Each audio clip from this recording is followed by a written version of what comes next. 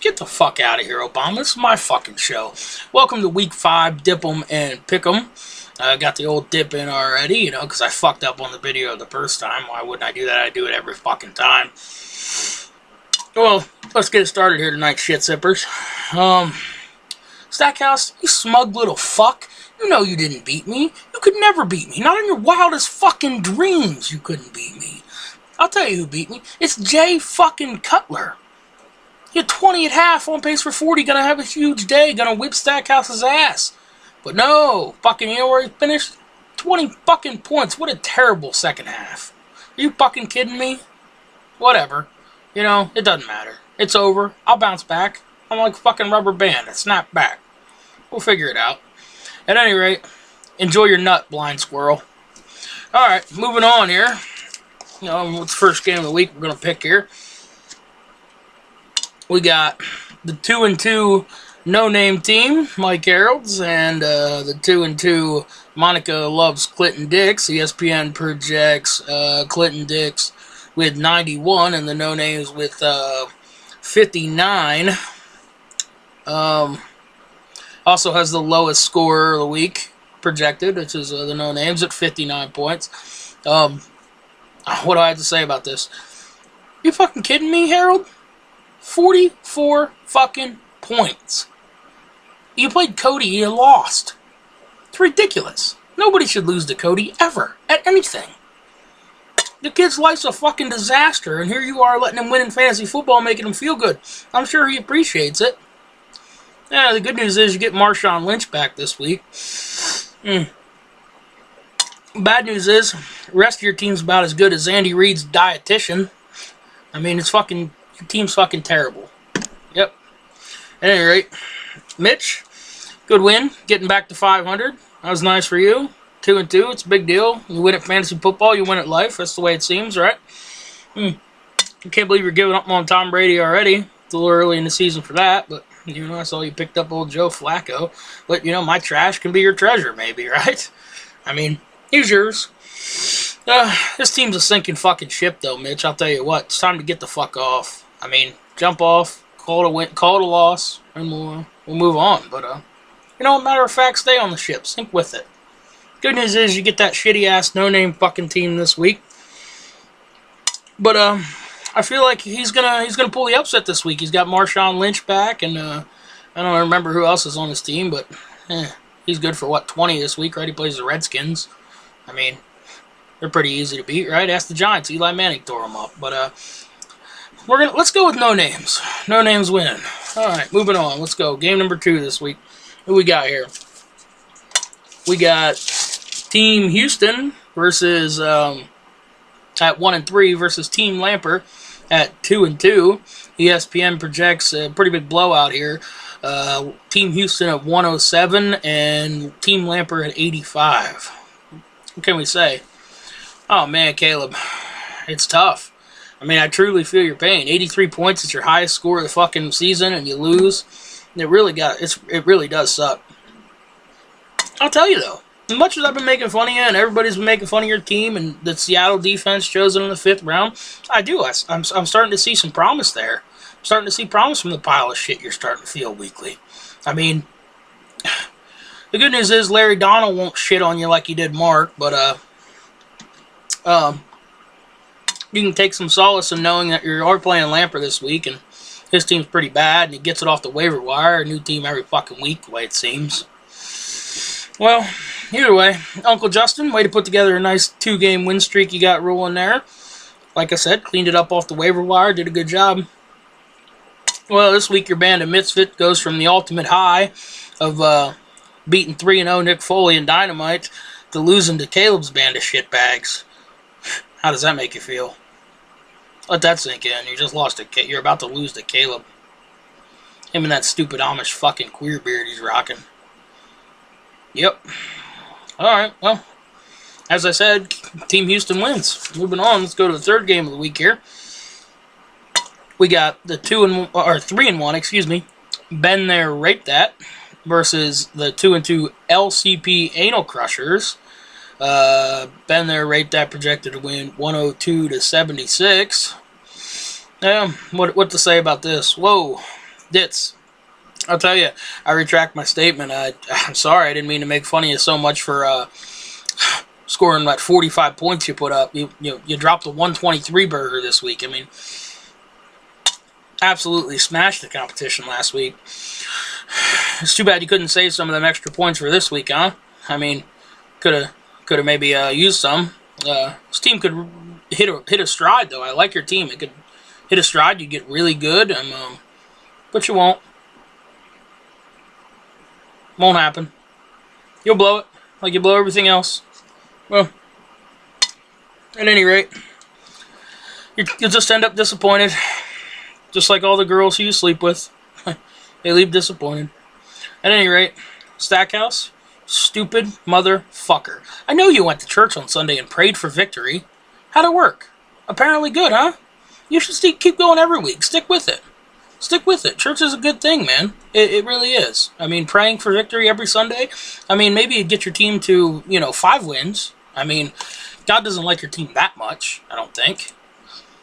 What the fuck are you doing here? Get out of here.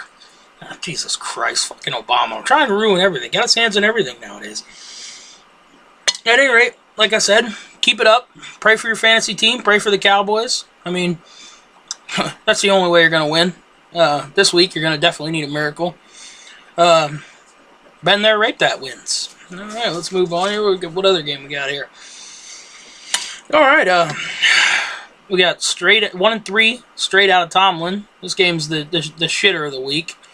It's 1-3 straight out of Tomlin. 1-3, let me mull it over. Biggest margin here. Straight out of Tomlin projected at 108, and let me mull it over projected at 70. 38-point swing. It's a big fucking deal. Cody, putting one in the win column. It's better than putting one in that dude's ass you did the other night. But, hey, whatever. But in all fairness, you didn't really have any competition. You played Mike Arrow to put 44 points up. I mean, I could beat that twice over with my score. So, good job at any rate. But a win, and a win's a win, and a win this week will put you back to 2-3 and make things respectable.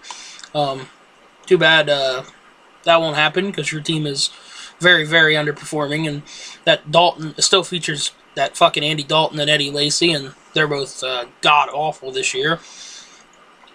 All right, Brad. Well, whatever. You got shit on by Ditz last week.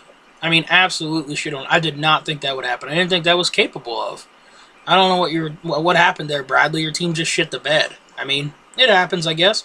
But things get much easier this week. Cody comes to town. He's fucking terrible. You should be all right, I think. It's too bad your team's still hot garbage and is going nowhere fast. But I mean, I see you getting back to 2-3 and making this our division, which is the best in the League of Extraordinary Gentlemen. By the way, just in case anybody was wondering. It's the best because I'm in it, of course. But, yeah, Brad wins. I mean, simple as that. Straight out of Tomlin moves to 2-3 and pushes forward. All right. Now picking the 2-2 Harry Bush Nuns versus 2-2 Billy's Boner Garage. ESPN projects 90 for the Nuns and 90 for the Boner Garage. Obviously, the closest fucking margin. It's a fucking tie. This has happened a lot, but we've had a lot of ties, projected score ties, but I mean, ESPN doesn't know what the fuck they're doing. They should hire me to do that. It's fucking ridiculous. At any rate, Billy Boy, -5. Negative fucking 5. How much did you look at that and cry? You could have beaten Mitch without playing a fucking defense this week. But yet, you played Carolina. They got blown out. Didn't score a goddamn thing. Again, your stupid fucking running backs let you down. Like I keep trying to tell you, a combined 12 fucking points. Get rid of a goddamn running back. Do something. You're pissing me off. Let me run your fucking team. You'd be undefeated right now. You're fucking retarded. Well, thanks for showing up this week. I appreciate it. Fucking play me. You know you're gonna fucking lose. A bad owner fields a bad fucking team week in and week out. You know it. But at any rate, thanks for showing up, like I said. Appreciate your donation also. Whatever. It's that simple. Nuns fucking win. Too bad for you, Billy. Alright, moving on. We got the game of the week, obviously. It's the last game of the week, so. We got 3-1 Nick Foley Dynamite at the 3-1 Kick His Ass Seabass. ESPN projects it to be a close game. 110 for Nick Foley Dynamite to 108 for Kick His Ass Seabass. Features the highest scorer of the week, Nick Foley Dynamite, which is fucking stupid because Nick Foles grossly overprojected every fucking week. I mean, he put up 3 last week. 3. I mean, I know he played my Niners, and it's not easy. It was tough sledding, but... Well, Marky Mark, how's it feel? No longer undefeated. Shit on by Larry Donald. Yeah. Yep, things are tough, I'll tell you. Well, I mean, Larry Donald put it in your ass, but, you know, whatever. You're used to having shit jammed up there. Like I said earlier, I noticed you're still sticking with Nick Foles. I don't know where you're going with this or what you're thinking. I mean, he's wildly inconsistent. I mean, he'll get you 15 or 21 week and a 3-burger the next week. But, I mean, you know, it's your problem, not mine. I don't got to fucking deal with it. I mean, you got a very capable Brian Hoyer, healthy and capable, sitting on your fucking bench. But, you know, you got to stick to your Eagle fucking pride. Ooh, fucking play with your head, not your heart. Or you got to play with your head, not your heart. You're a fucking idiot. Stupid. Well, Larry, with you, I've been pretty impressed with this fucking band of shitbags so far. I'll tell you, man, I love your team. I love it. I like watching white boys do work. You know, Andrew Luck and Jordy Nelson lighting teams up. I like the white guys. It's not a racist thing. I just like white guys. Does that sound gay? Yeah, either way. Shady is due for a breakout game, though. You know he is. Shady's going to break out, and Andrew Luck's going to lay an egg, so it'll pretty much even out. Sooner or later, you think Luck's going to put up almost 40 a fucking week. It's goddamn ridiculous. You're stupid if you think that. You cannot rely on him forever. I mean, somebody else is going to have to take the pressure off. However, by the time, you know, Shady blows up and Luck lays an egg, you already have your cock firmly fucking implanted in Mark's ass, so it's easy enough. You're going to win this week. So, Kick His Ass Seabass wins, and that'll do it for Dip'em and Pick'em Week 5. Thanks for tuning in, and this is your fantasy football god and fearless leader, and 2014 League of Extraordinary Gentlemen champion, signing off.